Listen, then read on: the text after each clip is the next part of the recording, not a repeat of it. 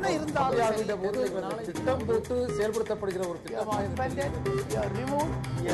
சூழலை உருவாக்குவதற்காக முடிவெடுப்பது என்று வரும்போது ஆட்சி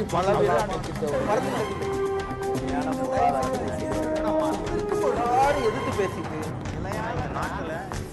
நேயர்கள் முன்னால் நேர்பட பேசு இன்றைக்கு வைத்த கேள்வி, இந்தியாவில் வசிக்கக்கூடிய அனைவரும் அவர்கள் எந்த மதத்தை சேர்ந்தவர்களாயினும் இந்துக்களே என்று RSS தலைவர் மோகன் பகவத் பேசிய கருத்து ஆய்வுக்குரியதா அர்த்தமற்றதா என்று கேட்டிருந்தோம். ஏராளமான நேயர்கள் தங்கள் கருத்துக்களை பதிவு செய்திருந்தார்கள். 31% நேயர்கள் ஆய்வுக்கு உரியது என்றும் 69% பேர் அர்த்தமற்றது என்றும் கருத்து தெரிவித்திருக்கிறார்கள். அந்த நேயர்களுக்கு நன்றி. இப்போது அரங்கில் உள்ள பார்வையாளருடைய கேள்வி. நீங்களும் இதை தான் சொன்னீங்க, நம்ம மனுஷபுத்திரன் சாரும் இதை தான் சொன்னார். இந்து மதம் ஸ்திரமாக இருக்க வேண்டுமென்றால் கலப்பு திருமணம் நடக்கணும், அதுக்கு முதல்ல அவங்க வழிவிடணும்னு சொன்னீங்க ஆதரவு. ஆனால் இந்திய தகவல் அறிவு உரிமை சட்டத்தில் போட்ட கேள்விக்கான பதில் இது. ஒரு எஸ்சி அல்லாத பிற ஜாதியை பண்ணாதான் கலப்பு திருமணம்னு அரசு அங்கீகரிக்குது, அவங்களுக்கு உதவி செய்யுது. ஒரு பிசி எஃப்சியை கல்யாணம் பண்ணாலும், ஒரு எம்பிசி பிசியை கல்யாணம் பண்ணாலும் கலப்பு திருமணம் இல்லைன்னு திட்டவட்டமா இந்திய சட்டம் சொல்லுது. ஆனா இந்த சட்டமே இதுதான் கலப்பு திருமணம் வரையறை வைத்துக் கொண்டிருக்கிற பொழுது நீங்கள் கலப்பு திருமணத்தின் மூலம் எப்படி சொல்றீங்க? இது மதத்துக்கு எந்த ரோல் இருக்கு? இது அரசாங்கம் தான், அரசாங்கத்துக்கு எதிரான போராட்டம் பண்ணோம், மதத்துக்கு இல்ல. நான் இந்த விஷயம் எப்படி வந்துச்சுன்னா, இந்த மாதிரி இந்துக்கள் அனைவரும் ஒன்றுபட வேண்டும் என்று பகவத் ஐயா அவங்க பேசியிருக்காங்க. ஆகவே நான் என்ன சொல்ல வர்றேன், மக்கள் ஒற்றுமை என்பது சரிதான். முதல்ல இந்துக்கள் ஒன்றுபடும் சொல்றதுல ஒன்றும் தப்பு இல்லை. ஆனால் அங்க வேற்றுமைக்கான வித்தாக, அடிப்படையான விஷ வித்தாக இருப்பது நம்ம இங்க இருக்கக்கூடிய சாதி. ஆகவே சாதியை ஒழிக்க அடிப்படையான விஷயம் சாதி மறுப்பு திருமணம். அதற்கு அறைகோல் விட வேண்டும், காரியத்தில் இறங்க வேண்டும் RSS தலைவர் என்றுதான் நான் சொன்னேன். அதுக்கு அவர் தயாரா? அவர் பொத்தாம்பதுவா தான் சொல்றாரு, எல்லாரும் ஒரே இடத்துல தண்ணி குடிக்கணும், எல்லாரும் ஒரே இடத்துல சாவு ஏற்படணும், அதாவது சாவுக்கான அந்த இறுதி நிகழ்ச்சி நடக்கணுங்கிற மாதிரி பேசுறாரு. அந்த மாதிரி பொதுவா தான் பேசுறாரு ஒழிய மாறாக இப்படி வரமாட்டேங்கிறாருப்பா. இல்ல, அவருடைய கேள்வி அரசிடம் கேட்க வேண்டிய கேள்வியை நீங்க கலாச்சார அமைப்பு அல்லது மத அமைப்புகள்கிட்ட கேட்கறது முறையான்னு கேட்கறது. இல்ல அரசு ஒரு திட்டம், அந்த திட்டத்துக்கா எது கலப்பு திருமணம் என்று சில வரையறை வச்சிருக்கு, அதே அந்த நண்பர் கேட்கிறாரு. ஆனா விஷயம் இங்க ஒரு அடிப்படையான ஒரு சித்தாந்த பிரச்சனை, நடைமுறை பிரச்சனை. ஏன்னா RSS தலைவர் அந்த பிரச்சனை எழுப்பிய காரணத்தினால நம்ம கேட்கிறோம். இந்துக்கள் ஒன்றுபடுங்கிறீங்களே, அதுல நீங்க உண்மையாக இருந்தால், உளப்பூர்வமாக இருந்தால் சாதியை ஒழிக்க இந்த காரியங்களுக்குள்ள வாங்க. ஆனா அவங்க வரல. அடுத்த கேள்வி திரு மனுஷபுத்திரன் சார். இல்ல அப்படி திரு மனுஷபுத்திரன் சார். மனுஷபுத்திரன் சார், சாதி அடையாளம் இப்ப நான் பழிச்சுன்னு கேட்கிறேன். இதுக்கு சாதி அடையாளங்கள்ல RSS காரங்கள திறந்துட்டாங்களா? உங்களால தைரியமா சொல்ல முடியுமா? சாதி பார்க்கறப்ப தெரியும். RSS காரன் எவன்ட்ட வந்தாலும் கேளுங்க, அவன் என்ன சாதினே தெரியாது. வெளியே சொல்லாம இருக்கல சாதி எல்லாம் தெரியுங்க. அப்படின்னா எங்க பிற்படுத்தப்பட்ட இந்துக்களுக்கு இடஒதுக்கீடு வந்த பொழுது RSS என்னங்க பண்ணுச்சு? அதை எதிர்த்து மாணவர்களை தூண்டி விடுச்சா இல்லையா? அவங்க இந்துக்கள் இல்லையா? வரலாறு எல்லாருக்கும் தெரியுங்க, எல்லாருக்கும் தெரியும். அவங்க இந்துக்கள் கிடையாது. சரி, அடுத்த கேள்வி போலாம். திரு மனுஷபுத்திரன் சார், நீங்க சொன்னீங்க இந்து மதத்துல தான் பிரிவினை அதிகமா இருக்கு அப்படின்னு சொல்றீங்க. இந்து மதத்துல இருக்குன்னு சொல்றீங்க, ஏத்துக்கிறோம் நாங்க. ஆனா முஸ்லீம் மதத்திலயும் இருக்கு, கிறிஸ்துவ மதத்திலயும் இருக்கு. எப்படின்னு சொன்னீங்கன்னா, இன்னைக்கு பாத்தீங்கன்னா ஒரு கிறிஸ்துவ நாடார் எஸ்சி கிறிஸ்டினுக்கு பொண்ணு தர மாட்டாரு. அதே போல தமிழ் பேசுற ஒரு முஸ்லீம் இந்து உருது பேசக்கூடிய முஸ்லீமுக்கு பொண்ணு தர மாட்டாரு. இதை எப்படி பாக்குறீங்க? அதாவது இந்த முதல்ல கிறிஸ்துவ மதம் பத்தி சொன்னீங்க. உண்மையிலேயே இந்து மதத்தினுடைய அந்த விஷயங்களை அடாப்ட் பண்ணதுனால, இவங்க சொல்ற அந்த இந்து பண்பாடு அவர்களை அடாப்ட் பண்ணதுனால அதுக்குள்ளேயே ஜாதிங்கிறது வந்தது. ரெண்டாவது, தமிழ் முஸ்லிம்களும் உருது முஸ்லிம்களும் திருமணம் செய்யக்கூடாது என்று எந்த விதமான விஷயமுமே இங்க கிடையாது.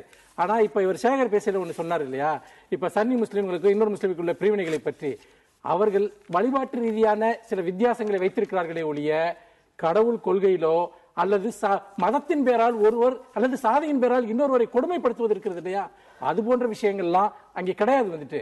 இது எதற்கு சொல்கிறேன் என்றால், வேறு விதமான பிரச்சனைகள் இஸ்லாம் மதத்தில் இருக்கிறது. நாங்கள் அதை பற்றி எல்லாம் விமர்சித்து பேசி வருகிறோம். ஆனால் சாதி பிரச்சனை, சாதியின் பேரால் மனிதர்களை வேற்றுமைப்படுத்துவது, சிறுமைப்படுத்துவதுங்கிற விஷயம் அங்கே கிடையாது. அதனால் நீங்கள் ரெண்டையும் பொத்தாம்பதுவாக ஒப்பிடக்கூடாது என்று நான் நினைக்கிறேன். அவர் இல்லைன்னு சொல்றாரு, நான் இருக்குங்கிறது இங்க பதிவு பண்ண விரும்புறேன், அவ்வளவுதான். கார்த்திகேயன் சார் அவர்களுக்கு சொல்லுங்க. இந்தியாவில் இருக்கிற அனைத்து மக்களும் இந்துக்களே என்று சொல்கிறீர்கள். அப்படியானால் நீங்கள் சொல்லுகிற அந்த இந்துக்களுடைய பொதுவான மொழி என்ன? சார், இதுக்கு மொழிங்கிறது ஒன்றும் அவசியம் இல்லை சார். அதாவது ஒரு கலாச்சாரம் அப்படிங்கிறது ஒரு மொழியின் அடிப்படையில் தான் வரணும்னு அவசியம் இல்லை. பழக்க வழக்கங்கள், பண்பாடு, இந்த மாதிரி பல விஷயங்கள்ல ஒரு கலாச்சாரம் வரும். ஒரு மொழி அப்படிங்கிற அடிப்படையில மட்டுமே ஒரு கலாச்சாரம் வராது. இல்ல ஹிந்துஸ்தான் ஹிந்தி அந்த மனநிலையில கேக்குறீங்களா?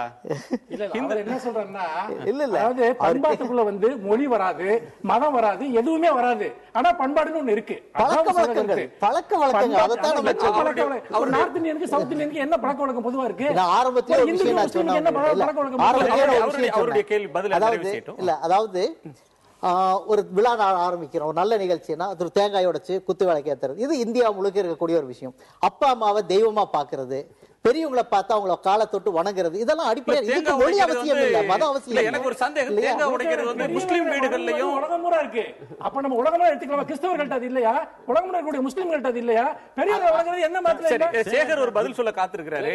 கேள்விக்கு பதில் சொல்லிடணும். சேகர் சார் அவர்களுக்கு, அனைவரும் இந்துக்களே என்று சொல்லும் இந்து அமைப்பினர் மக்களிடையே ஏற்றத்தாழ்வை ஏற்படுத்தும், ஜாதிகளை ஒழிக்கிறதுக்கு வந்து போராடுவோம் அப்படின்னு இந்த நிகழ்ச்சியின் மூலமா நீங்க வந்து உறுதியளிக்கிறீர்களா? உறுதியாக, அதாவது தீண்டாமை வேரோடும் மண்ணோடும் அழிக்கப்பட வேண்டும். ஜாதிய ஏற்றத்தாழ்வுகள் நிச்சயமாக அழித்து ஒழிக்கப்பட வேண்டும்.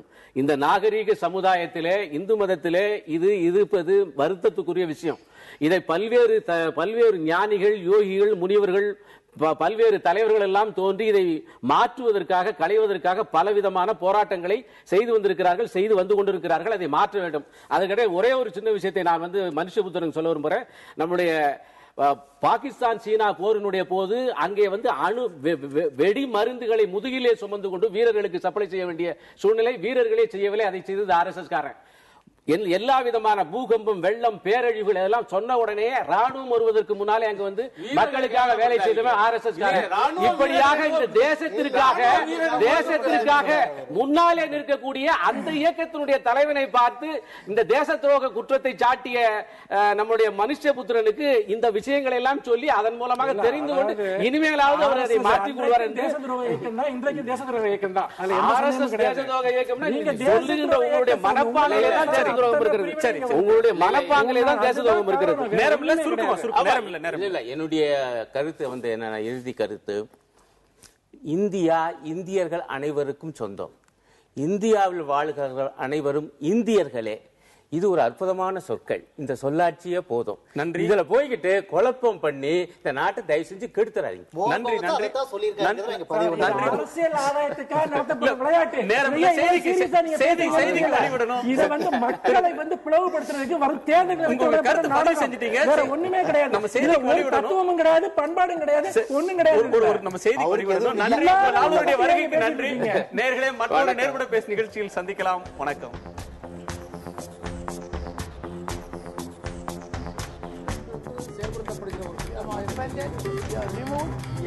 சூழலை உருவாக்குவதற்காக முடிவெடுப்பது என்று வரும்போது ஆட்சி